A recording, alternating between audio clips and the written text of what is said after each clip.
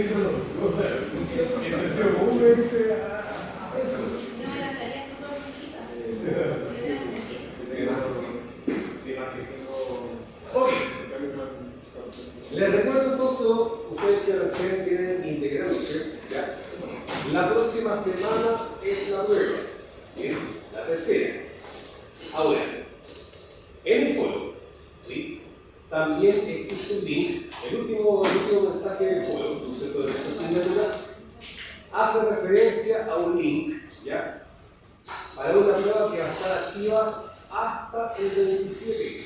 Bien, es una prueba en línea, ¿no es cierto?, una prueba con alternativas, ¿ya?, con contenido de Windows y Linux, ¿bien?, y que eso entonces constituye la última nota. Bien, o sea, ustedes se preguntaban cómo va a salir la última nota, esa va a ser la última nota, ¿no es cierto? Una pequeña pruebita, 14 preguntitas, ¿no es cierto?, tanto de Linux como de Windows. La parte de Linux la vamos a ir cargadita a la parte de ejercitación, ¿no es cierto?, a la parte de ¿cómo se llama?, de el actuar, ¿no es cierto?, de determinados comandos, mientras que la parte de Windows está más orientada a la parte de la teoría, ¿no es cierto?, un poco de la parte de conocimiento.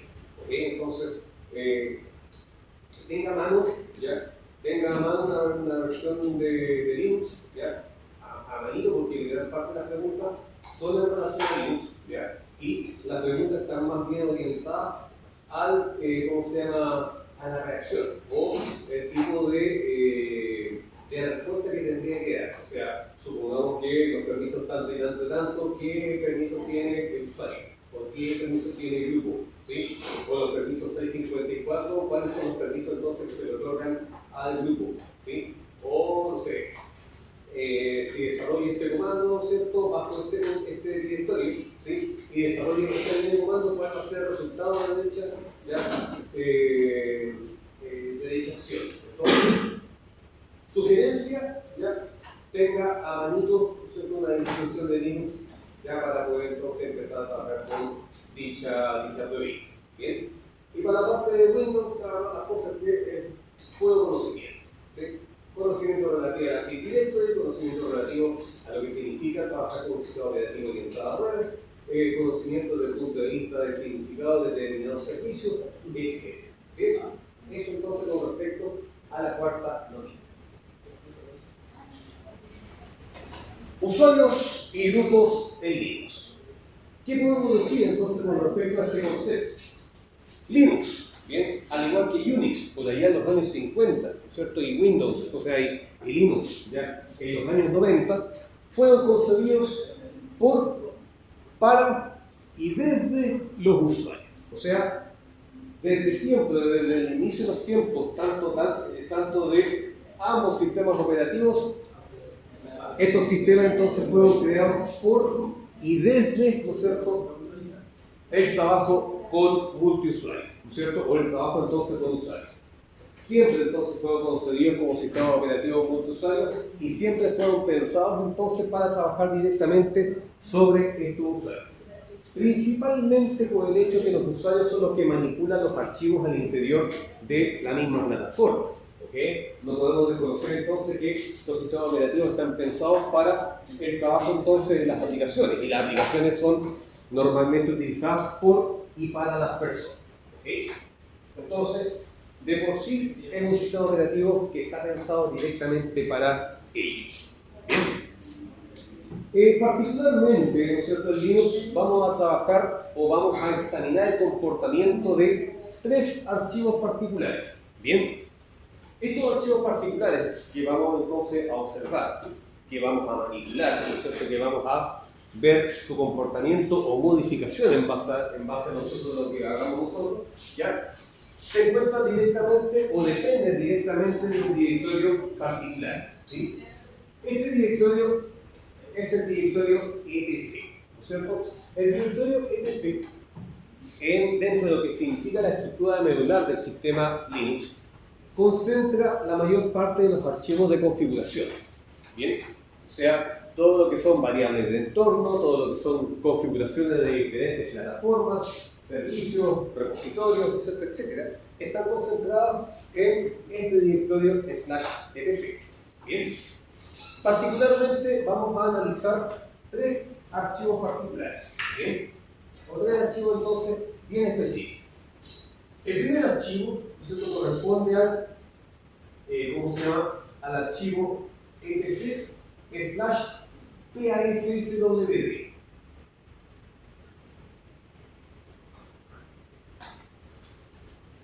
El archivo PASSWD, que está contenido al interior de etc, contiene, ¿no es cierto?, la información respecto a los usuarios. Bien, este archivo entonces, bien, contiene los parámetros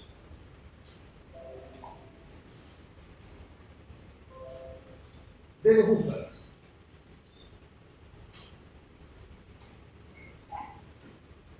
¿Ok? Entonces, hay un primer archivo que es el /etc/PASSWD. Bien, y este archivo entonces contiene una cantidad de parámetros que los vamos a analizar conforme avancemos en la clase.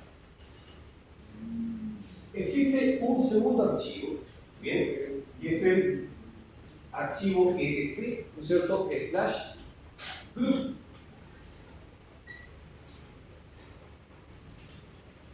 Este archivo entonces contiene información de los grupos, bien, existentes en el sistema. Bien, este archivo entonces, ¿no es cierto?, que contiene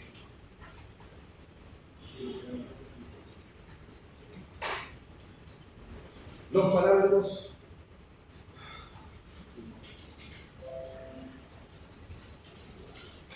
del grupo. ¿Ok?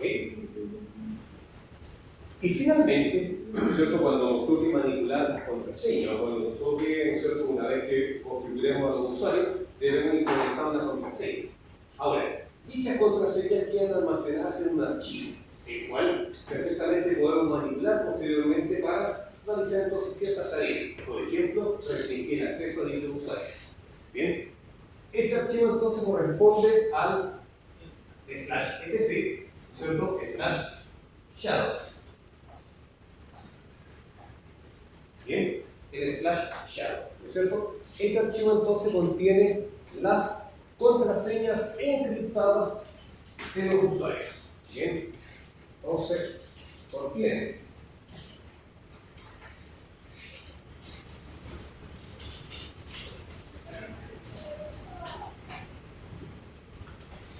encriptados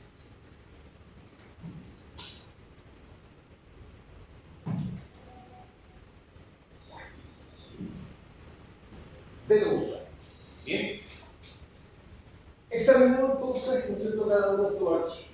A ver, los archivos son relativamente grandes, ¿sí? Entonces, en lugar de ocupar el comando cat, ¿ya?, para poder entonces ver la totalidad del archivo, existen dos comandos que se pueden utilizar que son complementarios de este comando cat, que muestra entonces información, ¿no es cierto?, o muestra contenido, ¿no es cierto?, del archivo, pero de una manera parcial. Bien, a diferencia del cat, ¿no es cierto?, que muestra el contenido completo del archivo. Bien, existen otros comandos que permiten una visualización parcial, ¿ya?, tanto a nivel de cabecera como a nivel entonces de final, ¿no es cierto?, de cada archivo.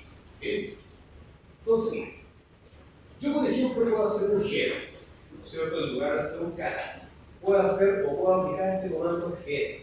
¿Sí? El comando header, bien, muestra la cabecera, o muestra entonces de manera predeterminada, ¿no es cierto?, muestra las primeras 10 líneas de un archivo de texto plano. ¿Ok? Entonces, si mi cantidad de líneas, ¿no es cierto?, puede ser muy amplio, ¿no es cierto?, puede ser la línea, ¿ya? Yo puedo entonces elegir una cantidad menor de líneas o una cantidad X de líneas, ¿ya?, anteponiendo entonces la opción "-n". Me explico. Si yo escribo el comando header, ¿cierto?, y después digo /etc, ¿cierto?, /PASSWD, de manera predeterminada me va a mostrar las primeras 10 líneas entonces de este archivo. ¿Ok? Ahora, Si yo deseo restringir, ¿no es cierto? Yo deseo modificar, ¿ya? El parámetro por defecto, ¿sí? Puedo ocupar entonces, ¿no es cierto?, el comando G, bien, guión N, y la cantidad entonces de líneas que me muestra en el encabezado. Por ejemplo, N5 y el mismo archivo, slash etc, ¿cierto? Slash TASSWD. Y entonces, ¿no es cierto?, en lugar de aparecer las primeras 10 líneas, únicamente me aparecen las primeras 5 líneas del mismo archivo. ¿Ok? Del mismo modo, como existe el comando que me permite ver la cabecera, existe el comando entonces que me muestra la cola del archivo. ¿Bien? En este caso entonces ocupamos el comando tail. ¿Sí? Comando tail, ¿no es cierto? Tail en inglés significa cola. ¿Ya? También, de manera predeterminada me puede mostrar los primeros 10, o sea, los últimos 10 líneas, ¿ya? De este archivo entonces, o el archivo de texto total que usted desee. Tail, ¿no es cierto? Slash etc, slash TASSWD. Bien. ¿No es cierto? Las últimas 10 líneas del mismo archivo. O, perfectamente, yo puedo hacer un tail, guión N, en este caso, por ejemplo, 3, ¿sí? Y en este caso me va a mostrar las últimas 3 líneas del mismo archivo. ¿Ok? Ahora, este archivo, ¿no es cierto?, el TASSWD, como dice ahí, este archivo entonces contiene los parámetros de los usuarios. Vamos a ver entonces en qué consiste cada uno de los parámetros de este usuario. Voy a hacer un clear, ¿ok? Y voy a hacer lo siguiente. Voy a hacer un tail, ¿no es cierto?, guión N3, ¿sí? etc, basta. Y nos vamos a centrar en este usuario admin. Bien, y un usuario entonces, es el único usuario ya estándar que en este instante se encuentra configurado en el sistema. Bien, vamos sacando ya. Sí, estuve cachando ahí que están moscas ahí, me hacen. Muy bien, entonces, si nos damos cuenta, cada usuario o cada línea corresponde entonces a un usuario. Y este usuario posee una cantidad determinada de parámetros entonces, que entregan cierta información con respecto a este usuario. El primer campo, ¿no es cierto? Los campos acá están separados por colon, ¿no es cierto? El primer campo hace referencia al nombre de usuario. Sabemos, ¿sí? El primer campo entonces hace referencia al nombre del usuario, o el username. Bien. La X que la acompaña en el segundo campo, ¿cierto?, hace referencia a la contraseña. Bien, o indica entonces la presencia de contraseña, que en este caso está, ¿cómo se llama? Siempre las contraseñas están representadas con una X. Bien, nada con más, o sea, no la muestra, no es tácita. ¿Sí? El primer mil que tenemos ahí, ¿sí? El primer mil que corresponde ahí se le denomina al UID. ¿Sí? El UID corresponde al identificador de usuario.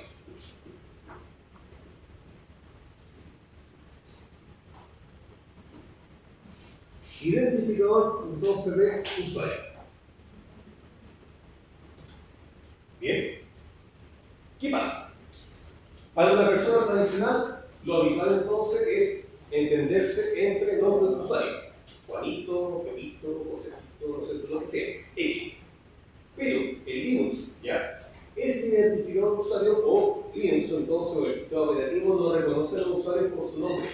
Lo va a reconocer entonces, ¿cierto?, por el número del UID. ¿Ok?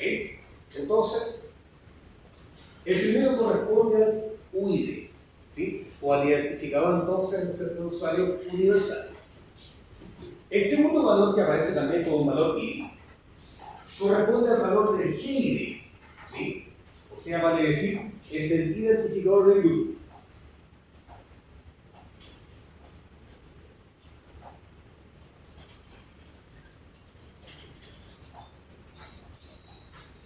¿Qué significa? Cuando yo creo un usuario, ¿bien?, el usuario, ¿no es cierto?, normalmente lo creamos con el comando adducer, ¿sí? El sistema operativo realiza tres tareas de manera simultánea. El primero, crea al usuario entonces propiamente tal. La segunda tarea es crear un grupo primario, ¿no es cierto? Crear un grupo de trabajo, ¿bien?, de características primarias. ¿Qué significa que sea primario? Que es el grupo inicial o el grupo nativo de dicho usuario, ¿bien? Es un grupo que nunca se desprende del usuario, ¿ya? Siempre está con él. Entonces, este grupo primario, ¿ya?, se crea de manera paralela entonces con el usuario y el sistema automáticamente pesca al usuario y lo deja entonces ahí inserto dentro de ese grupo. ¿Ok? Y en tercer lugar, crea ya un directorio al interior del directorio home. ¿Sí? Recordemos que el directorio home contiene entonces los directorios bien predeterminados para cada usuario estándar al momento de crear. ¿Ok? Entonces, se crea este usuario estándar y automáticamente el sistema operativo crea un directorio, ¿ya?, con el nombre del mismo usuario, a no ser de que yo cuando crea un usuario defina un nombre específico para el directorio. Bien, ahí vamos a ver entonces algunos parámetros que yo puedo modificar entonces en función de personalizar ya la estructura del directorio, ¿no es cierto?, versus la estructura del nombre de usuario. Bien, pero de manera nativa, ¿no es cierto?, tanto el nombre del usuario coincide con el nombre del directorio que se crea al interior de home. ¿Ok? Entonces ese se convierte finalmente en su directorio predeterminado. Bien. Ok, tenemos entonces el GID. Lo que tenemos acá, ¿sí?, que coincide entonces con el nombre del usuario, es el comentario. Bien, o se define esto como comentario. El comentario normalmente permite indicar el nombre de la persona real. Significa, por ejemplo, mi username puede ser Chenry, ¿sí? Y Chenry, así como tal, no puede decir mucho, ¿sí? Por ejemplo, mi username, ¿ya?,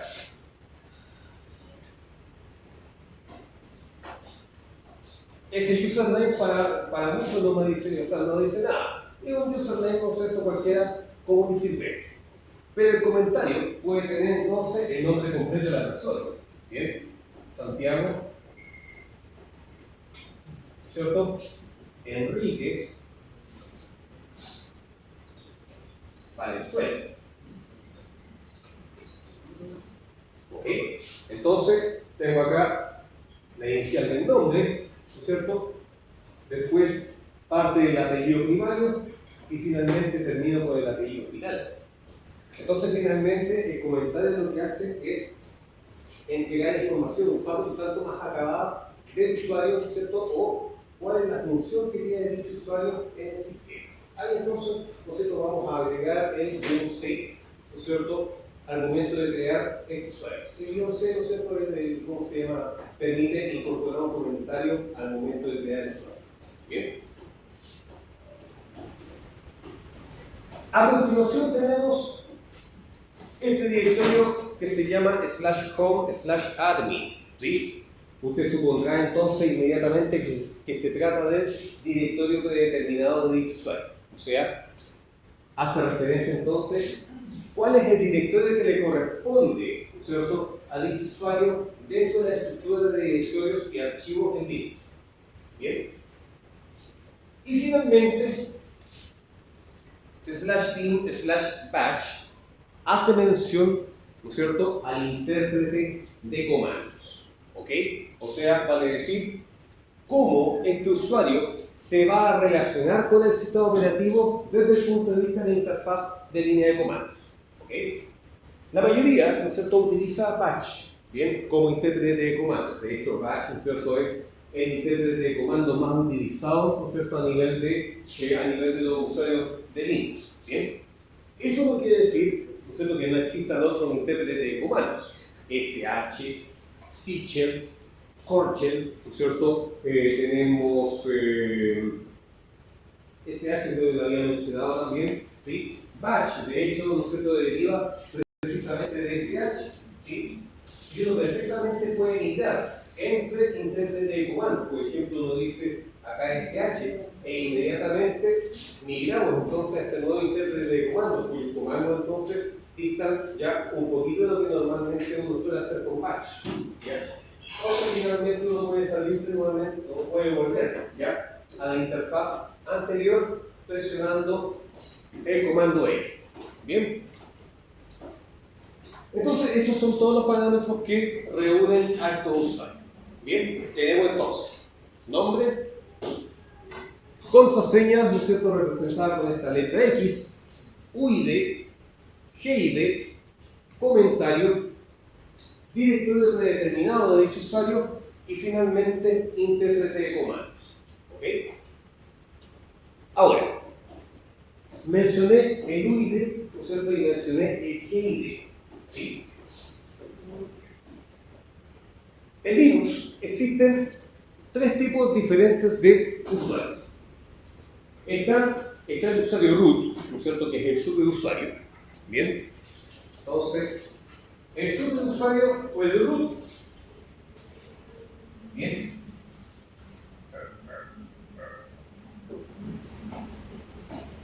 El superusuario o el root. Bien. Tiene por defecto, ¿no es cierto?, el UID-C. Bien, el UID-C. Están los usuarios de sistema.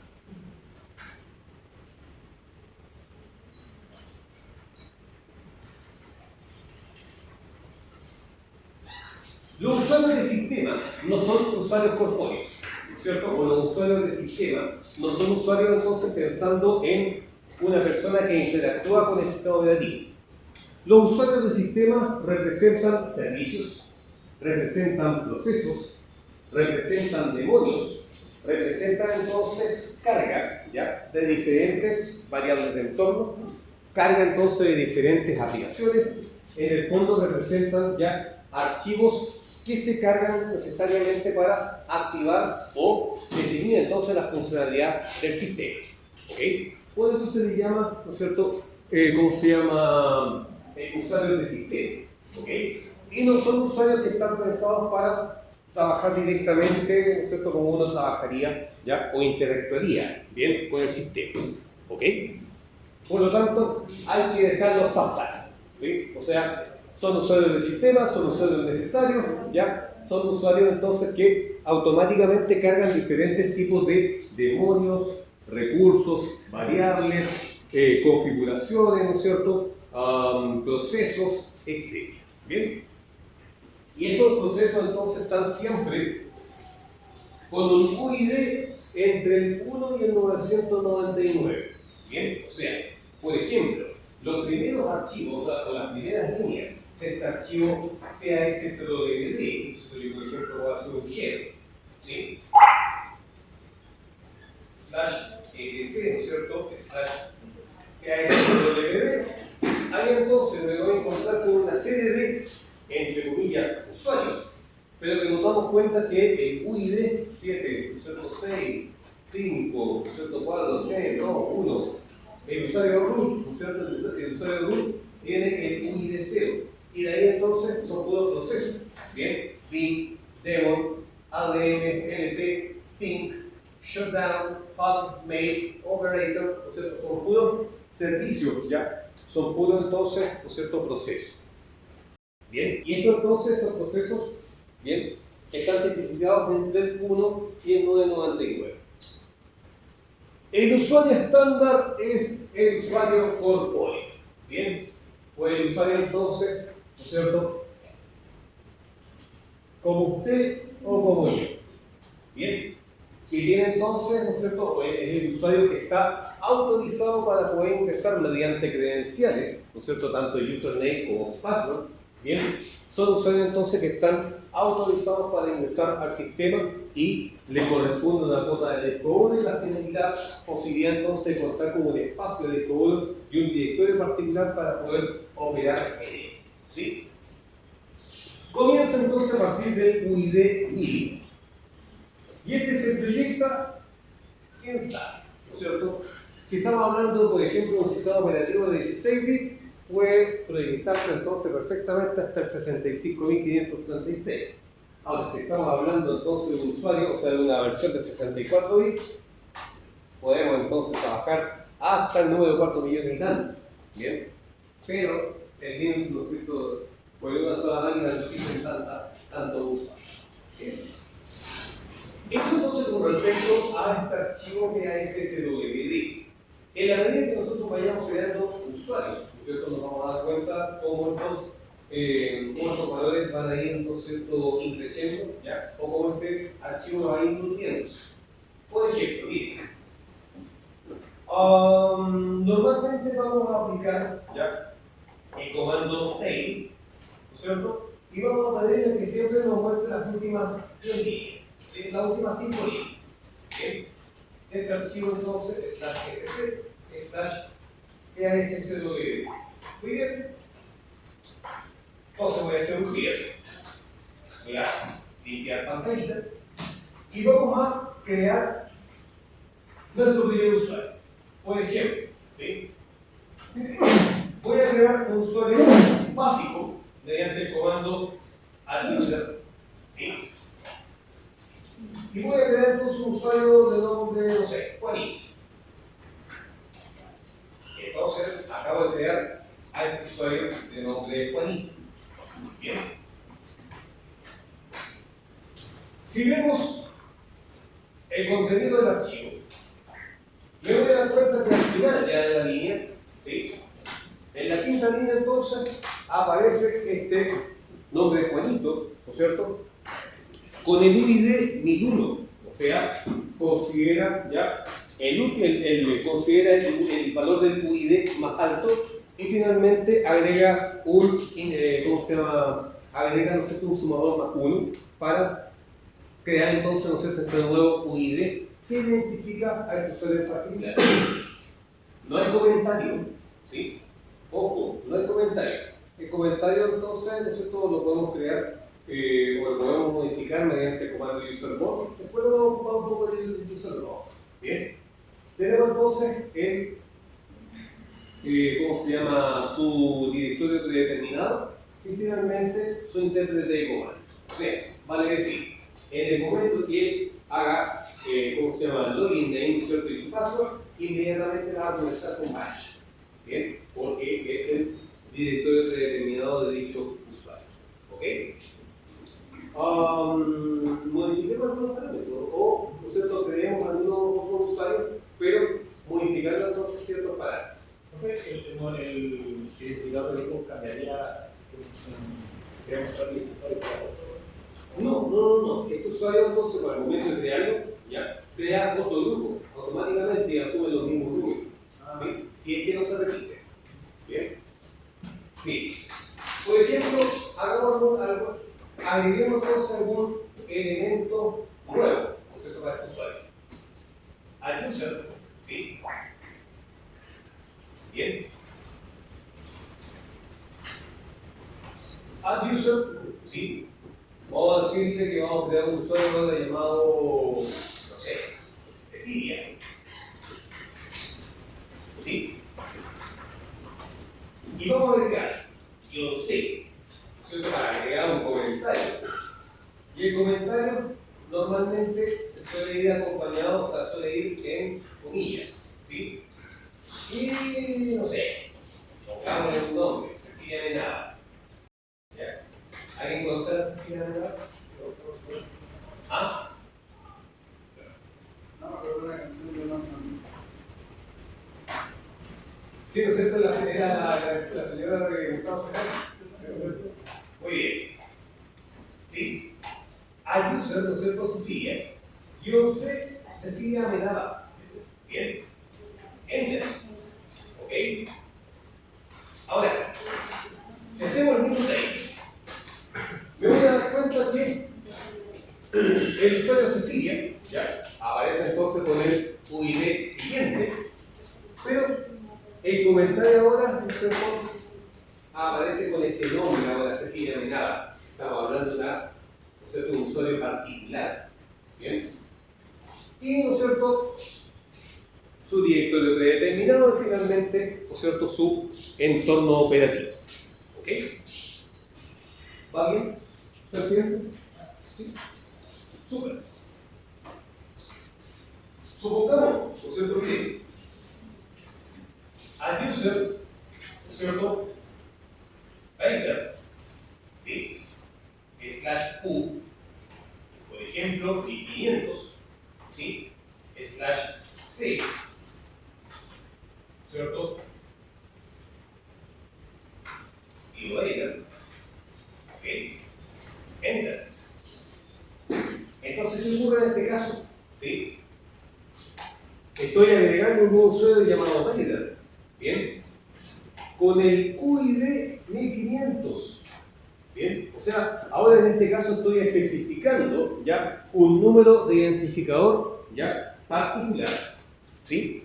Y al mismo tiempo, ¿no es cierto?, estoy agregando el comentario, en este caso de IOV.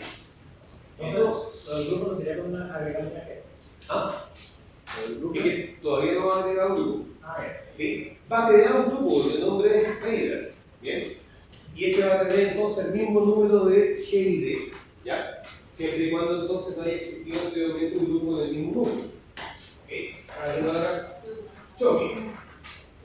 Entonces, acá me encuentro con que el usuario Vader ahora tiene un ID 1500 y el GID también tiene el valor de 1500. ¿Ok? Comentario, tío Vader, y finalmente, ¿no es cierto?, información ya respecto al, ¿cómo se llama?, a su directorio predeterminado y al ¿cómo se llama?, al internet de compra. ¿Ok? Vamos.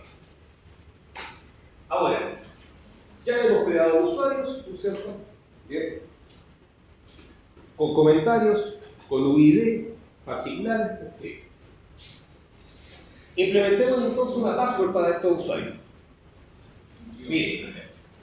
Existe este otro archivo denominado entonces Shadow, ¿bien? Shadow, sombra, ¿sí? Contiene entonces las contraseñas encriptadas, ya de cada uno de los usuarios. Entonces, voy a hacer un clear, ¿ok?, para que no confundirnos con tantas letras. ¿Ah? Se me confundió muchas veces. Vamos a hacer entonces un cat, ¿sí? Sí, puede ser un cat, o puede ser un tape. Vamos a hacer un tape. N6 /nc/shadow. Bien. Ahora bien, la única contraseña que está implementada, bien, para un usuario es el usuario admin, ¿sí? El usuario admin entonces finalmente tiene una contraseña implementada que comienza, ¿sí?, desde el primer colon y se extiende entonces, ¿no es cierto?, hasta este punto. Bien. Si usted se da cuenta, Juanito, Cecilia y Vader todavía no le he implementado ninguna contraseña, por lo tanto, dicho campo aparece completamente vacío. Bien. Acá aparece el otro tipo de caracteres, entonces ahí vamos a ver qué significa cada uno de ellos al momento de estar modificando las cositas. ¿Sí? Pero tiene que ver directamente con fechas, ¿cómo se llama? Tiene que ver directamente con tiempo de caducidad y ese tipo de cosas que las vamos a ir modificando ya a lo largo de la clase. Bien. Esto de acá corresponde entonces a la contraseña encriptada, ¿sí? El algoritmo de encriptación que ocupa Linux para trabajar con las contraseñas es MD5. ¿Bien? ¿Alguien sabe algo respecto a MD5? ¿O alguien ha escuchado hablar del algoritmo de encriptación MD5? ¿No? Este algoritmo, ¿no es cierto?, se caracteriza principalmente porque al momento de generar el hash, ¿no es cierto?, este es el hash, ¿sí?, no existe ingeniería inversa que permita revertir, ¿no es cierto?, el hash resultante. Vale decir, usted perfectamente puede crear un hash, ¿no es cierto?, pero no puede hacer nada con dicho hash, porque no existe ya un algoritmo, ¿no es cierto?, o es imposible determinar un algoritmo ya que permite entonces desencriptar lo que está, ¿no es cierto?, oculto ahí. ¿Bien? Pero profe, yo perfectamente en internet he encontrado muchas direcciones que uno pesca un cache en ED5 y después lo pega en un campo y finalmente aparece la contraseña. ¿Ya? Eso, ¿no es cierto?, únicamente son bases de datos. ¿Bien? O esas direcciones, ¿ya?, contienen únicamente contraseñas que han sido efectuadas de manera al azar. O las contraseñas las típicas. Password, QWERTY, hola, let me in, password, ¿no es cierto? ¿Bien? Ok, entonces lo que hacen estos compadres, o lo que hacen estos monos, ¿ya?, es pescar diferentes contraseñas, millones de contraseñas, ¿no es cierto?, millones de registros, los pasan por un encriptador MD5 y generan el hash. Y ese hash finalmente queda registrado en su base de datos. Basta con que ese hash coincida finalmente con el registro y ahí tenemos la contraseña. ¿Bien? Pero de manera concreta, ¿no es cierto?, no existe ningún algoritmo que haga el proceso inverso de revelar una contraseña entonces encriptada mediante MD5. ¿Bien? Ahora, para modificar la contraseña, para implementar una contraseña, ocupamos el comando PASSWD. ¿Bien? Ahora, si yo ocupo el comando PASSWD por sí solo, o sea, solito, inmediatamente presiono Enter, lo que va a hacer el sistema es modificar la contraseña del usuario en curso. Bien, en este caso, si el usuario en curso es root, va a entonces, ¿no es cierto?, modificar o pedir modificar la contraseña de dicho usuario, de root. ¿Ok? A no ser de que yo, a continuación del comando PASSWD, escriba entonces el usuario de quien pretendo modificar su contraseña. Por ejemplo, Cecilia.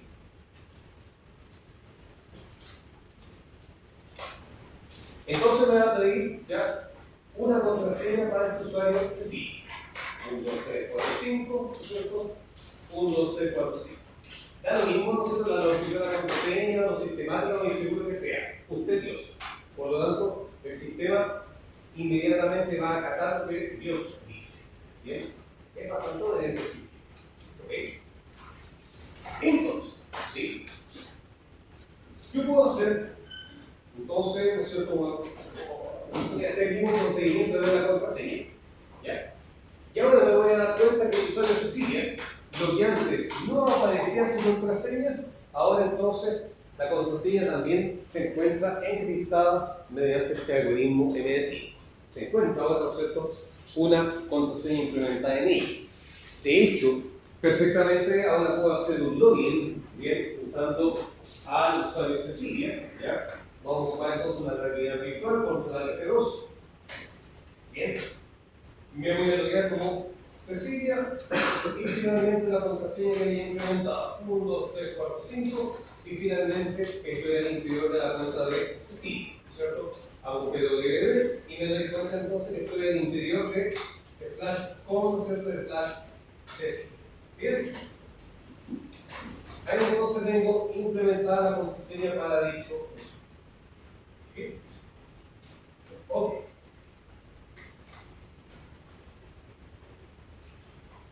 Las contraseñas en Linux, bien, bajo condiciones normales de temperatura y humedad, no representan o no están definidas ya los términos periódicos de renovación de contraseña. ¿Qué quiere decir? O sea, mientras usted no modifique la contraseña, el sistema operativo no le va a hinchar en ningún momento desde, ¿cierto?, la perspectiva de que tiene que modificar la contraseña cada cierto tiempo.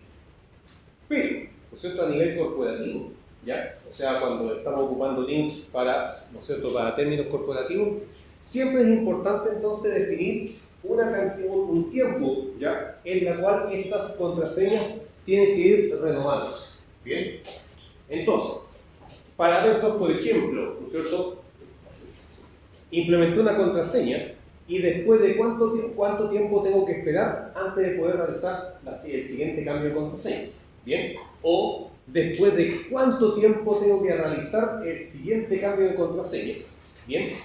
Y finalmente, cuánto tiempo de advertencia tengo, ¿ya?, para, ¿no es cierto?, pensar en una nueva contraseña antes que ésta finalmente caduque.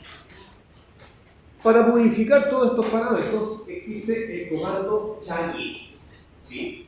Comando chaggy. Vamos entonces a verlo un poco más clear, un poco más claro. ¿Sí? Comando chaggy, ¿sí? El comando chaggy, ¿cierto?, por sí solo indica ciertos parámetros entonces que yo puedo modificar. O, ¿no es cierto?, tengo la posibilidad de crear, o sea, que el sistema me cree un pequeño cuestionario con algunos elementos entonces de dicha contraseña. Bien. En particular, vamos a ocupar la opción "-L", para que nos muestre entonces primero las características que tiene un usuario en particular con respecto a la gestión de su contraseña. Por ejemplo, chaggy-L, ¿no es cierto? Y el usuario se sigue. Bien. Ahí sí. Entonces dice, ¿cuál fue la última fecha de modificación de contraseña? Hoy día, ¿no es cierto? 13 de diciembre, martes 13. ¿Sí, no es cierto? Ya. ¿La contraseña caduca? No, no tiene fecha caducidad. Bien. O sea, la contraseña va a permanecer per secula seculorum hasta que al usuario Cecilia se le ocurra modificar por sí misma la contraseña. Bien. ¿Contraseña inactiva? No. Ahí le vamos a enseñar cómo alterar la contraseña modificando el archivo shadow. Bien. ¿La cuenta caduca? No. Es una cuenta, no sé, de uso habitual. ¿En qué casos, por ejemplo, puede ser una cuenta que va a caducir? O sea, que va a caducar. Una cuenta con propósito, ¿no es cierto?, de pruebas, ¿sí? Y que, pasado cierto tiempo, el usuario o el sistema automáticamente lo elimina. Bien. Número de días mínimo entre cambio de contraseña, 0. ¿Qué significa? O sea, yo puedo modificar modifico ahora la contraseña y puede pasar, ¿no es cierto?, o 5 minutos desde la última modificación, la puedo modificar nuevamente. Bien. Ahora, si dice acá, por ejemplo, 5, ¿sí?, después de 5 días de haber efectuado la última cambio de contraseña, la puedo modificar. Bien. O sea, no puedo modificar la contraseña antes de tanto tiempo. ¿Sí? Número de días máximo entre cambio de contraseñas. Acá dice 99.999, por el día de cambiar la contraseña. Bien. Pero, ¿no es cierto?, a nivel corporativo, cada cierto tiempo se recomienda modificar las contraseñas. ¿Sí? Y número de días de aviso antes que caduque dicha contraseña. ¿Ya? Y ahí entonces uno dice, no sé, en este caso dice que una semana antes de que caduque la contraseña, me va a avisar entonces que o no tenéis que cambiar la contraseña. ¿Ok? Modifiquemos entonces, ¿no es cierto?, algunos parámetros de ¿sí?, esta contraseña. Y vamos a decir, por ejemplo, ¿sí?, el último cambio de contraseña, ya lo habíamos señalado. La contraseña caduca, pongámosle, o sea, pongámosle un número, 30, ¿no es cierto? A ver, pongámosle que cada 4 meses el usuario tenga que cambiar su contraseña. ¿Sí? Cada 4 meses. ¿Bien? Por lo tanto, ¿bien?, el número de días máximo entre contraseñas debería ser 120. ¿Bien? Porque son 4 meses, considerando que el mes tiene 30 días, ¿no es cierto? 3 por 4, 12. 120. Entonces acá deberíamos poner el 120.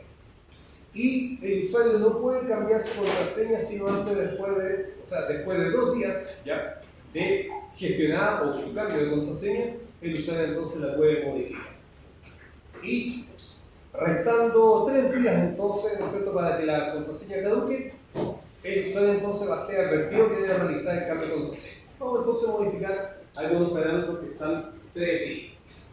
Entonces yo digo, chaggy, sí. Ahora, siempre digo, chaggy, Cecilia. Bien.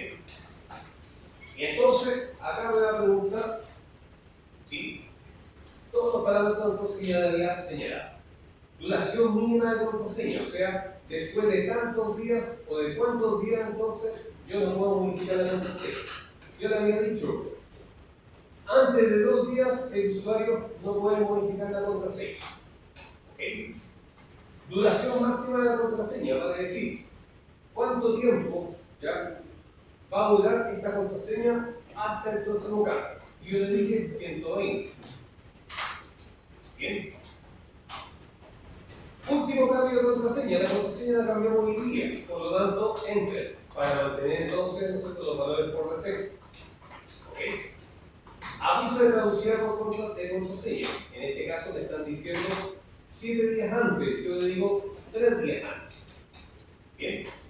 Contraseña inactiva, no. Enter. Y fecha de caducidad de la cuenta. Por cierto, este año se termina el 2022 con el mes 12, día 31.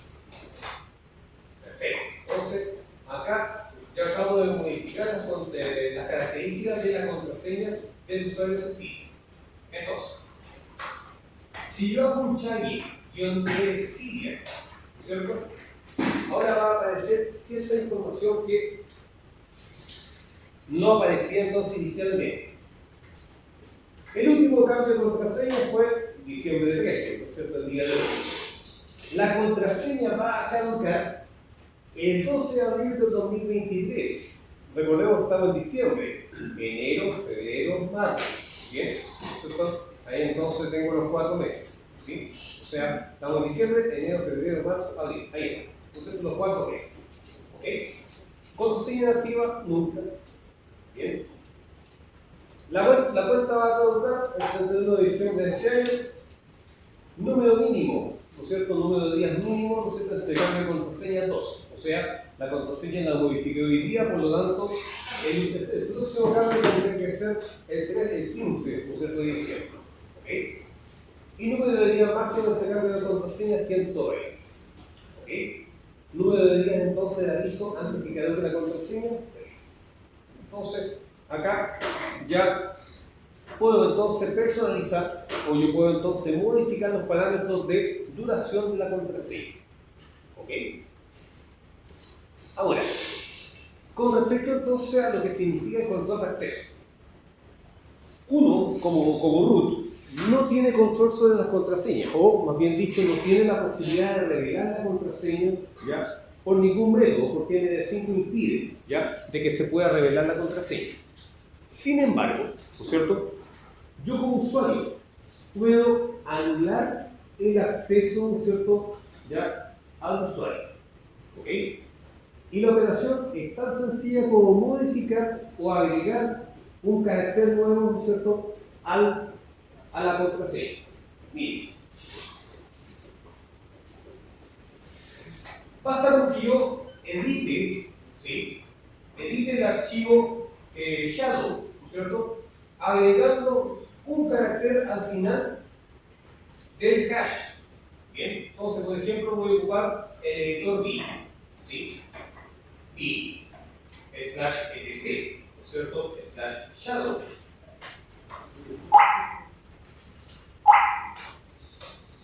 Y bien, nos vamos al final. ¿Okay? Y acá entonces están los parámetros del usuario Cecilia.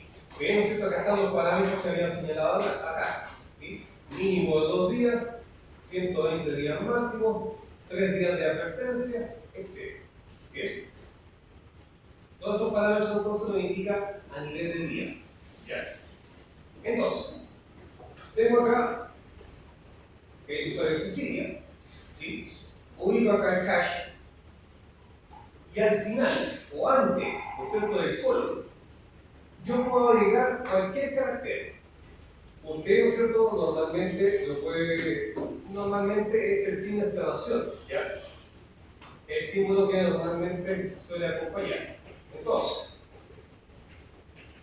para insertar el nuevo carácter, presiono la letra I, ¿no es cierto? Y finalmente, me posiciono, ¿ya?, en el carácter, ¿no es cierto?, en el colon, ¿sí? Y finalmente agrego un signo de exclamación, bien, al archivo, ¿sí? O al hash. Con eso, entonces, estoy modificando completamente dicho hash, bien, por lo tanto, después el usuario va a tratar de ingresar y no va a poder. Entonces, después me salgo, o sea, una vez que ya edité, una vez que ya incorporé este nuevo elemento, este pequeño carácter, presiono escape, la tecla escape, y finalmente para salirme guardando los cambios, escribo los puntos, W de escribir, ¿no es cierto? Write, Q de salir, y finalmente sin exclamación para imponer entonces la ordenanza de grabar y salir entonces inmediatamente. Listo, ¿no es cierto? Entonces ya modifiqué o agregué este carácter anexo al hash. Y control F2, ¿no es cierto? Me voy a conectar como Cecilia. Bien. Y finalmente su contraseña 1, 2, 3, 4, 5. Allá. ¿No es cierto? ¿Cierto? Entonces, es un método que normalmente puede utilizarse para restringir entonces el acceso del usuario. Cuente.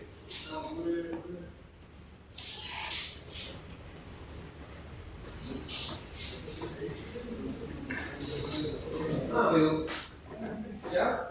Ok, entonces, escape los puntos. Entonces, entonces, ¿para qué se ocupa normalmente esta alteración en la contraseña? Lo habíamos visto, por ejemplo, en Active Directory, donde, ¿cómo se llama? Un usuario ya que está en periodo de vacaciones, o que está en periodo de licencia, o inmediatamente lo van a echar. ¿Sí, no es cierto? Normalmente se le restringe el acceso a su cuenta mediante esta simple manera de modificar, ¿no es cierto?, el hash. Sí, se elimina la entrada. ¿Ya? Entonces, el usuario ahí tiene que verse obligado. Exactamente. Bien, ahí entonces el usuario se tiene que ver obligado entonces a crear una nueva. ¿Okay? Ahora, ya llegó de sus vacaciones, ya llegó de su periodo de licencia.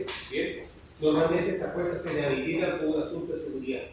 ¿Ya? Siempre entonces por un asunto de seguridad o un asunto entonces de, ¿cómo se llama? Limitar el acceso entonces a cuentas que van a estar por mucho tiempo inhabilitadas, normalmente se hace este tipo de prácticas. Bien. Para volver entonces a la normalidad, basta con que el administrador se encargue de eliminar el, ¿cómo se llama?, el carácter soberano. Entonces, lo único que yo hago es shadow nuevamente, ¿sí? Vuelvo al archivo en cuestión y acá tengo a Cecilia, donde finalmente voy a borrar este, ¿cómo se llama?, este carácter. Tratado de borrar, escape, dos puntos, WQ sin exclamación, y nada más, ¿sí? No tengo que hacer absolutamente nada más, ya la contraseña ha vuelto a la normalidad y finalmente Cecilia y su contraseña 1, 2, 3, 4, 5, y ahí entonces finalmente el usuario vuelve ya a su forma habitual. ¿Ok? ¿Va bien? ¿Se entiende? ¿Dudas? ¿Consultas? ¿Inquietudes? ¿No? ¿Todo bien? ¿Cómo le vamos a modificar la contraseña? Para modificar la contraseña, ¿ya? Podemos alterar el archivo shadow. ¿Bien? Entonces, puedo ingresar ya mediante el editor BI, ¿bien? O podemos ingresar mediante el editor Nano, ¿sí? Nano, espacio, /etc/shadow.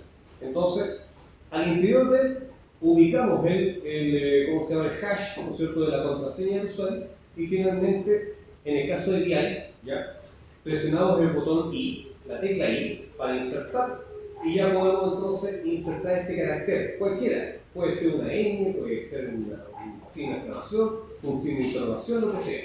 ¿Bien? Pero se sugiere que siempre esté normalizado el carácter que se va a utilizar.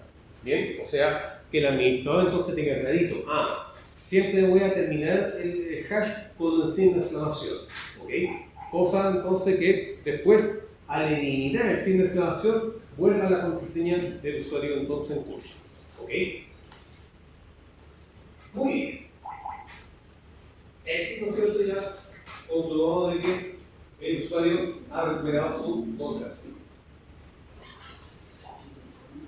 Los grupos, ¿no es cierto? Al igual que las unidades organizativas en Linux, bien, o al igual entonces que los grupos en Windows, permiten, como su nombre lo indica, reunir o conjugar, ¿sí?, diferentes usuarios que tienen elementos en común.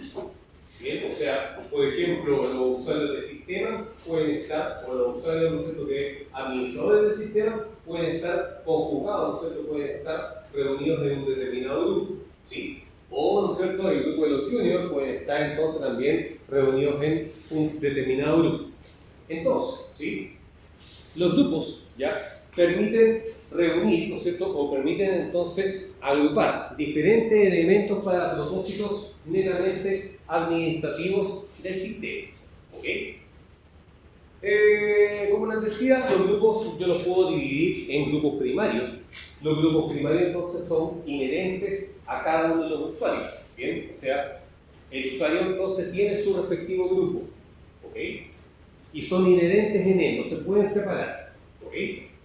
Y los grupos secundarios son los grupos que normalmente el usuario crea con propósitos netamente administrativos. ¿Ok? Entonces, para poder trabajar con los grupos, bien, se utiliza en esencia el comando group add. Bien. Claro. ¿Sí, no es cierto? Para trabajar entonces el grupo primero, ¿cierto? Veamos el archivo. Exploremos entonces el archivo, ¿cómo se llama? Group. Voy a hacer un clear. Y en este caso le voy a pedir que me muestre las últimas 5 líneas del archivo group. Entonces, voy a hacer un tail menos n5, ¿cierto? Y /etc/group. Muy bien. En este caso, ya tengo el usuario. Ojo, estos nombres corresponden al nombre del grupo, ¿sí? No es el nombre del usuario, es el nombre del grupo. Bien. Entonces tengo el grupo admin, tengo el grupo Cecilia, tengo el grupo Bader, tengo el grupo Juanito, tengo el grupo entonces, etc. Bien. Y finalmente aparecen ciertos parámetros. Por ejemplo, -X, ¿sí?, contraseña. ¿Ya? Contraseña para un grupo, evidentemente. Si un usuario, ¿cierto?, desea incorporarse a un grupo más bien protegido, le va a preguntar entonces finalmente una contraseña, y si esta contraseña es válida, finalmente ese usuario va a poder ser incorporado, o ese usuario entonces va a ser admitido en determinado grupo. ¿Okay? Yo entonces puedo proteger un grupo determinado, no sé, con contraseña. Y si ese usuario entonces desea entrar, que se la sepa. Bien. Y finalmente, el número que aparece acá hace referencia al GID. ¿Sí? Si el password, o sea, si el PASSWD contiene información del UID y el GID, ¿bien?, el archivo group únicamente reúne información o muestra información relativa al GID, ¿bien?, o el identificador de grupo. Y finalmente, después del signo colon, ¿no es cierto?, aparecen los usuarios que pertenecen entonces a determinado grupo. En el caso entonces del usuario admin, ¿no es cierto?, aparece de que dentro del grupo admin está también el mismo usuario admin. ¿Ya? Es como redundante porque ya el usuario se asume interno, ya se asume entonces que forma parte de este grupo primario. ¿Ok? Ahora bien, vamos entonces a crear un nuevo grupo. ¿Sí? Por ejemplo, le vamos a llamar alumnos. ¿Sí? Group add, ¿cierto? El comando group add es el comando que me permite crear nuevos grupos. ¿Ok? Vamos a crear entonces un nuevo grupo. Group add, no sé, alumnos. ¿Ok? Muy bien. Examinemos el archivo y nos vamos a dar cuenta que toma el número del UID mayor, 1500, y finalmente le agrega un más 1, para crear entonces finalmente este grupo denominado alumnos con el, ¿no es cierto?, con el GID 1501. ¿Sí? Supongamos entonces ahora que quiero crear un grupo con otro número. Bien. Group A, guión G minúscula, para especificar entonces el número del GID que yo deseo especificar. Por ejemplo, es 1000. ¿Sí? En este caso voy a crear un grupo llamado gamers. Bien. Finalmente, al mostrar la información, ¿cierto?, aparece alumnos 1501 y este nuevo grupo llamado gamers, ahora entonces cuyo GID, bien, corresponde al número 3000. ¿Sí? Ahora, para incorporar usuarios, ¿no es cierto?, a determinado grupo, existen dos alternativas. ¿Sí? Existen dos comandos, ¿no es cierto?, y dos alternativas distintas para poder incorporar. Entonces, bien, el primero, ¿no es cierto?, es el comando gpasswd. Guión A, ¿no es cierto?, de agregar o añadir. Y los argumentos son el nombre del usuario y el grupo entonces al cual desea incorporar. Por ejemplo, alumnos. Bien. Lo que hace entonces finalmente es añadir al usuario Cecilia al grupo alumnos. ¿Ok? Ahora, la otra alternativa para poder entonces incorporar a estos usuarios a un determinado grupo es mediante el comando usermod. Bien, entonces, usermod, ok, guión G mayúscula, ojo con eso, entonces la sintaxis en este caso es súper importante, guión G mayúscula, y los argumentos son el nombre del grupo y el nombre del usuario. Bien. Son distintos, ¿no es cierto? Primero, acá en este caso con el comando gpasswd, el comando es, o la opción, ¿no es cierto?, es "-a", y el argumento, nombre de usuario y el grupo, o la otra alternativa, ¿no es cierto?, es mediante el comando usermod con opción G mayúscula, ¿sí?, y el argumento, nombre del grupo, nombre de usuario. No se le olvide porque esto se lo puede confundir muchas veces. Ya. El argumento, entonces, la segunda opción para codificar, entonces, para poder incorporar al usuario. Bien, comando usermod, G mayúscula, guión G mayúscula, ¿no es cierto? El nombre del grupo como argumento, primer argumento, y segundo argumento, el nombre del usuario. Entonces, finalmente, si pide información sobre el grupo, me voy a dar cuenta que para alumnos, ¿no es cierto?, están incorporados tanto el usuario Cecilia, primera forma de incorporación mediante el comando, ¿cómo se llama?, gpasswd, bien, y el usuario Reina, entonces, que acaba de incorporarlo mediante esta segunda opción. O sea, dos opciones entonces de comandos para un mismo objetivo. Bien, ahí está. Ahora, para poder borrar un grupo, ¿cierto?, groupdel, ¿sí? El comando groupdel, bien, automáticamente entonces graba o borra un grupo, pero borra solamente el grupo. Los usuarios mantienen entonces su grupo primario, por lo tanto no se borra, no se pierde, ¿sí?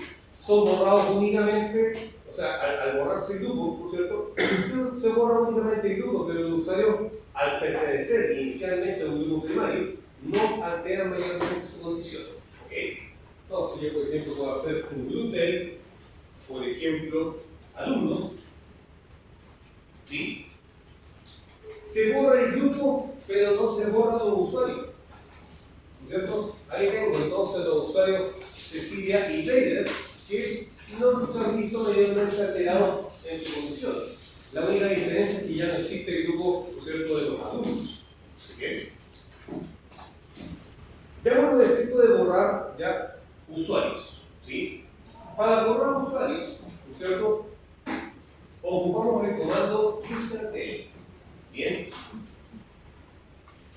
Pero vamos a ocupar dos formas. ¿Sí? Userdel. Entonces, miren, vamos a hacer una primera instancia de userdel y vamos a hacer entonces una segunda instancia de userdel. Bien. Userdel por sí solo. Y vamos a borrar entonces el usuario, vamos así. Bien. Y ahora, posteriormente, vamos a realizar el mismo comando, pero -R, ¿sí? Por ahí va, ¿sí? Userdel-R, ¿cierto? Y vamos a borrar ahora el usuario Juanito. Muy bien. Acabo entonces de borrar ambos usuarios. Migremos al directorio de /home. ¿Sí? Estoy en el home, ¿no es cierto? Voy a hacer un clic. No, está bien. Voy a hacer un ls. Ya. Y miren lo que ocurre. Userdel Cecilia borra el usuario de Cecilia, ¿no es cierto? Borra su grupo, pero el directorio que le pertenecía a ella y todo su contenido permanece intacto. Por lo tanto, puedo yo eliminar el usuario, pero posteriormente el grupo, ¿cierto?, el administrador puede hacerse de los archivos que le pertenecían a ella. Bien. En cambio, yo eliminé, ¿no es cierto?, -R al usuario de Juanito, y junto con borrar la cuenta de Juanito, el grupo de Juanito, ¿no es cierto?, borra también el directorio de Juanito y todo su contenido.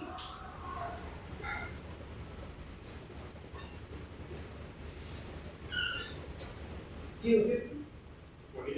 ¿Qué?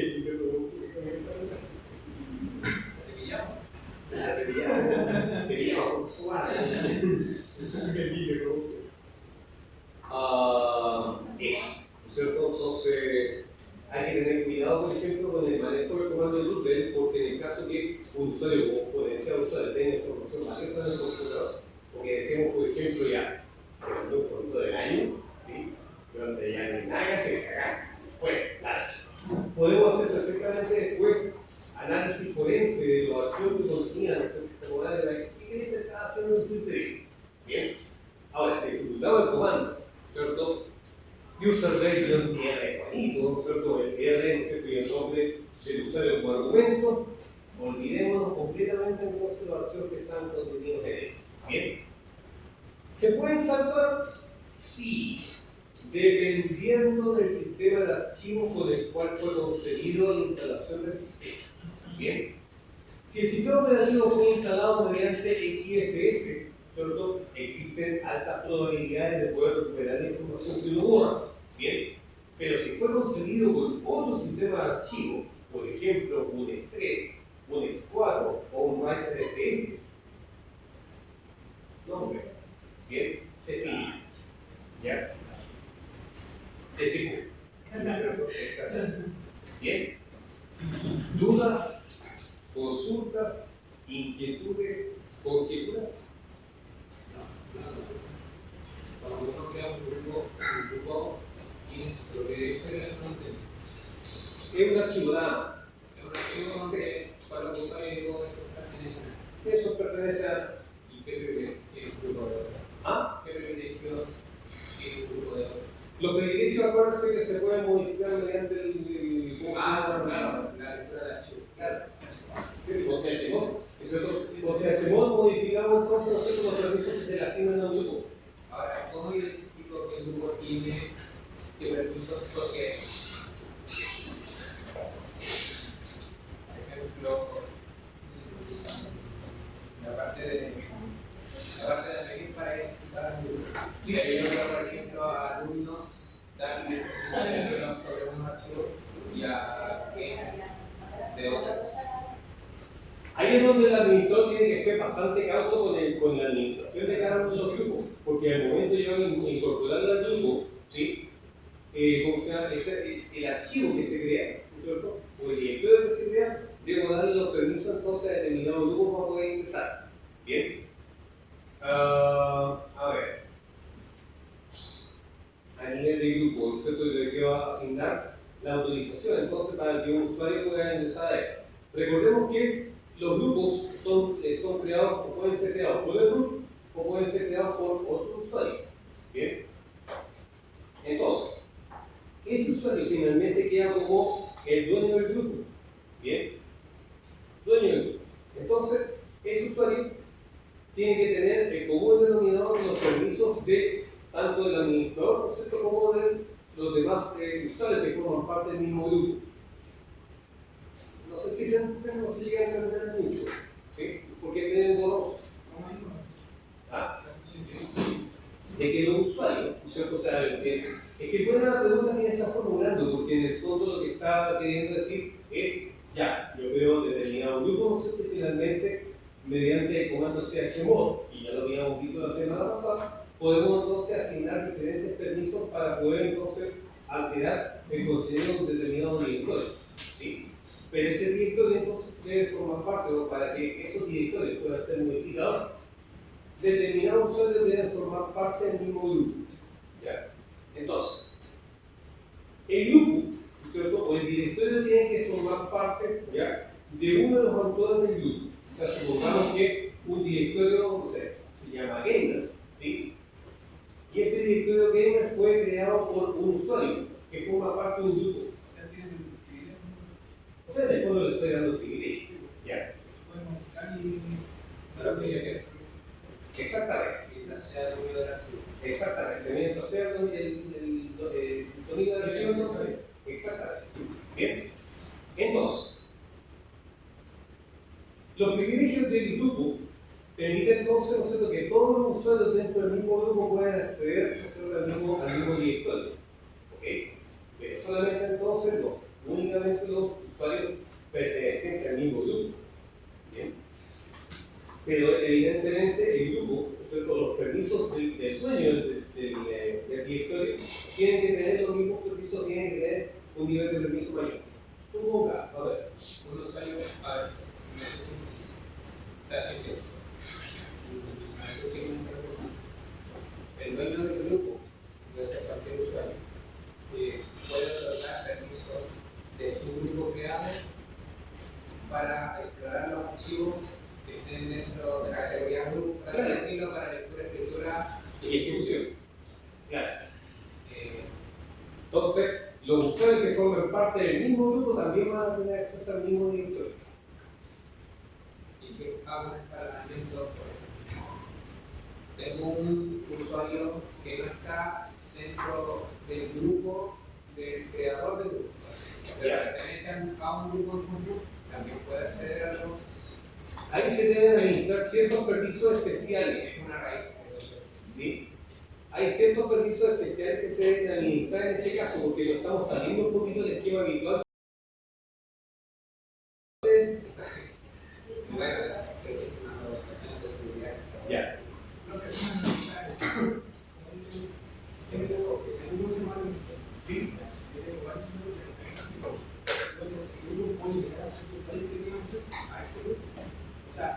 O sea, no es que vaya a eliminar a los usuarios, sino que puedo restringir los permisos. Sí. Bien. Eso es. Sí, todo eso, ¿no? Ya bastante limitado. O sea, es cosa de saber administrarlo bien. ¿Sí?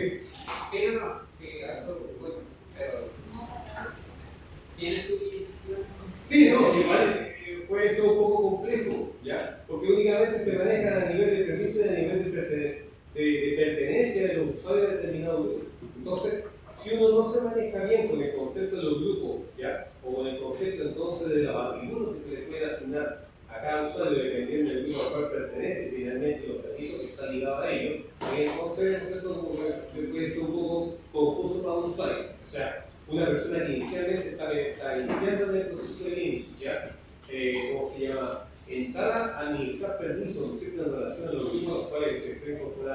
personas puede ser un poco complejo.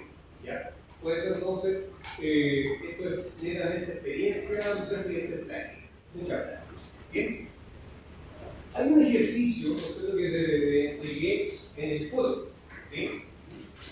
Entonces, mire, vamos a entrar entonces al. Lo voy a salir aquí entonces.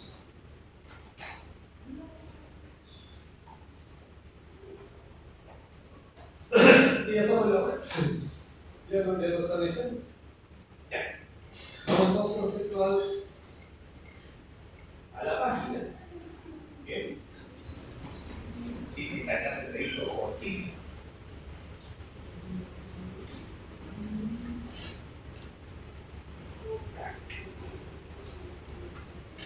Ok, entonces.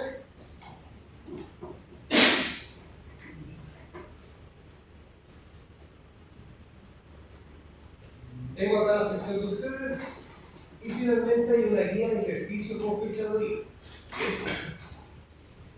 Entonces, esta guía de ejercicio hace mención únicamente de todo lo que hemos visto hasta ahora.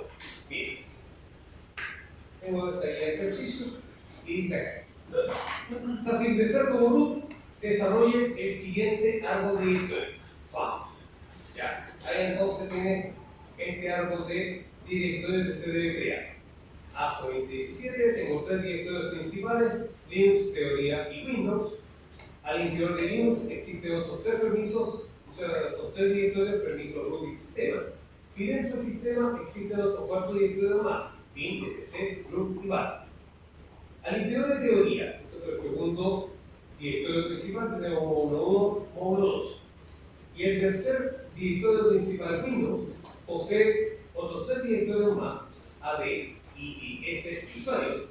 Y al interior de IIS se encuentra FTP, mail y sitio web. Bien, o sea, es un directorio más bien, o sea, hay alto contenido.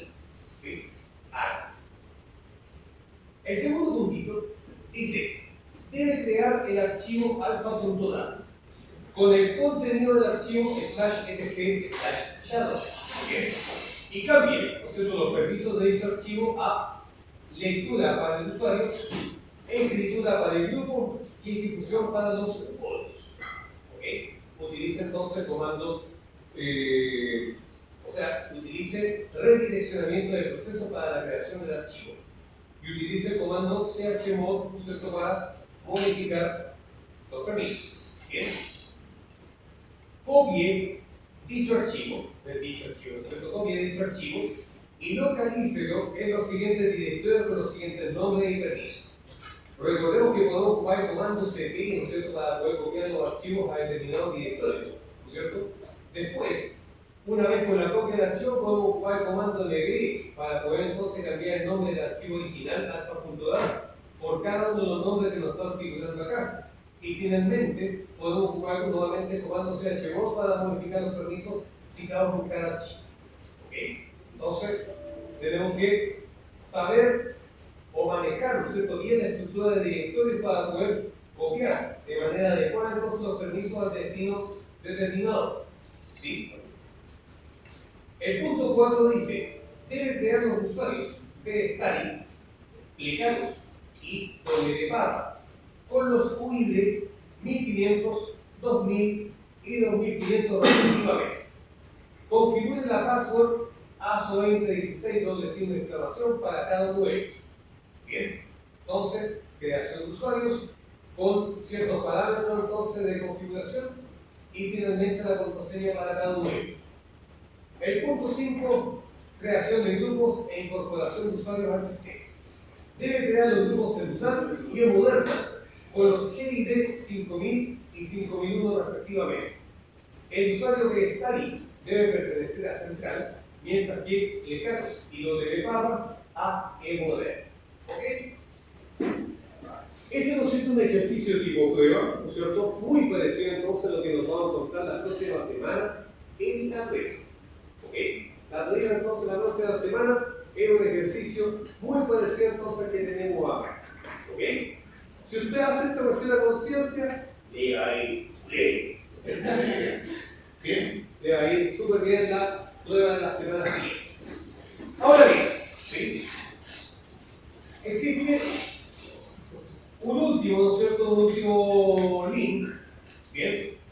que está el link de la prueba 4, que ya está activo. ¿Sí? Estimados alumnos, entonces, junto con Soluar, les hago envío a partir de hoy el enlace para rendir la prueba 4 de nuestra asignatura de sistema operativo. Bien. Contempla preguntas tanto de Windows como de Linux en 14 preguntitas. Tiene plazo, ¿no es cierto?, hasta el 27. Bien. Tiene plazo entonces hasta el martes 27 para poder realizarla. Después, el ramo entonces quedará cerrado sin posibilidad de rendirla posteriormente. La prueba no contempla límite de tiempo, aunque solamente es una sola oportunidad. Bien. Recuerda iniciar cualquier sesión de Google para poder ejecutar la prueba. Ese día 27, ¿no es cierto?, solamente venga si tiene alguna prueba pendiente o desea saber su producto final. Que la fuerza lo acompañe siempre y mucho éxito entonces el año 2023. Con cariño y obediencia. Bien. Entonces ahí está el link de la prueba. Bien, te lo copia y lo pega entonces, ¿no es cierto?, en el navegador para entrar ya en la prueba final del sistema operativo, pero necesita iniciar su respectiva sesión de Google para poder entonces empezar a trabajar. Bien, eso es. Sin otro particular, señores, quiero agradecido de ustedes, ¿no es cierto?, por su asistencia, acérquense a firmar. Ya, vamos con eso. Pero sí, este me lo toma de cariño,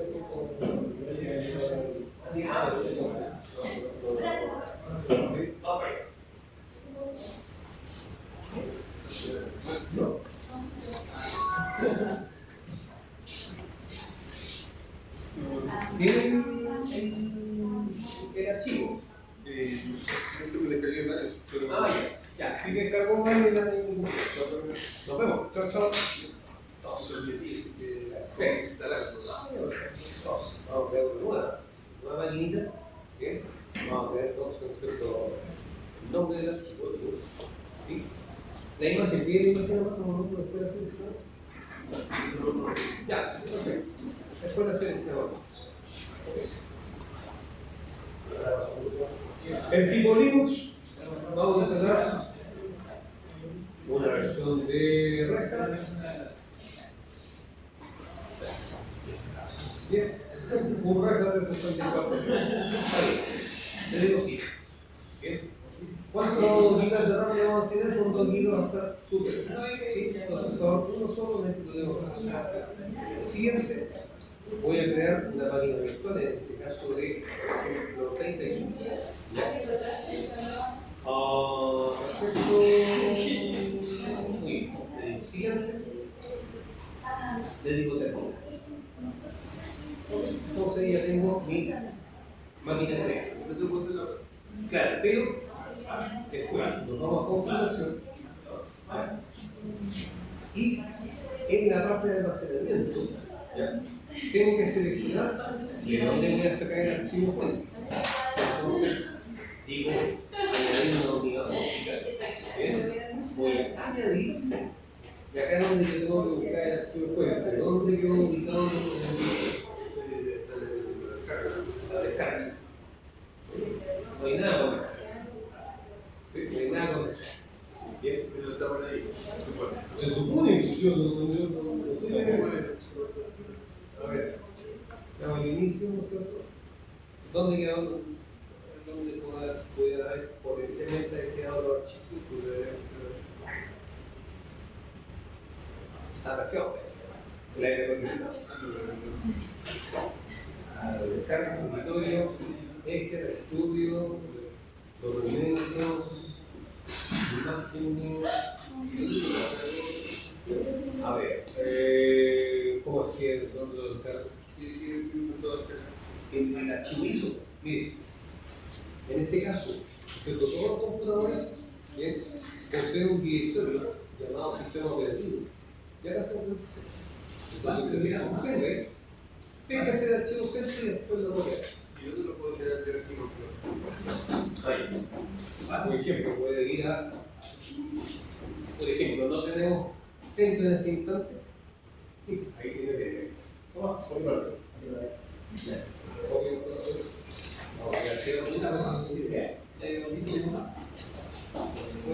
Sí, son dos.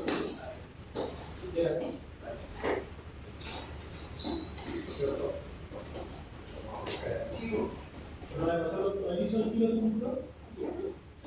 ¿Lo pusieron de acá? Ah, El inicio, el Linux, no la pasaste al computador. sí. Y lo conectaron acá. Ah, lo tienes tú ahí. Ya. ¿No? No. ¿No lo ves? No. Ah, ¿no lo acá?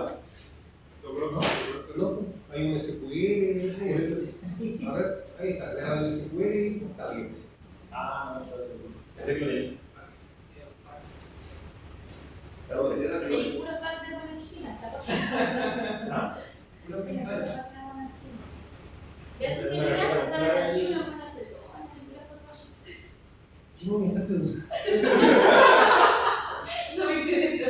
¿Qué me está preocupando? Eso forma parte de la vida privada de cada uno, no me corresponde a nadie. Él no lo hace en su vida privada. Él no lo hace en su vida privada. ¿Cómo me está difamando usted? Pagando. Cualquier cosa que diga limpio con su imagen. Igual te voy a pasar volando. Ah,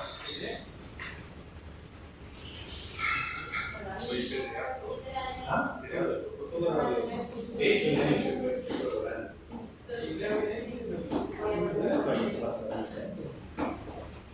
Ah, bueno, porque tiene no, ya pasó. firmado todo, ¿verdad? Bien, ya, pues. ¿Quieren venir de conmigo? No, faltaba más. Faltaba más. Sí, no te quería perder la esperanza.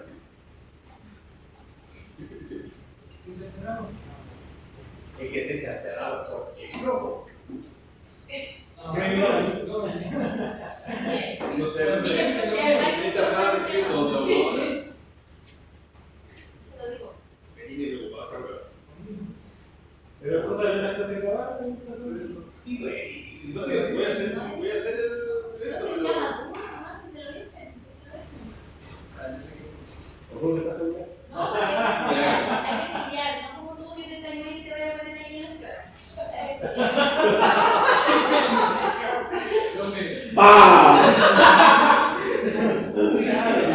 A mi compadrita.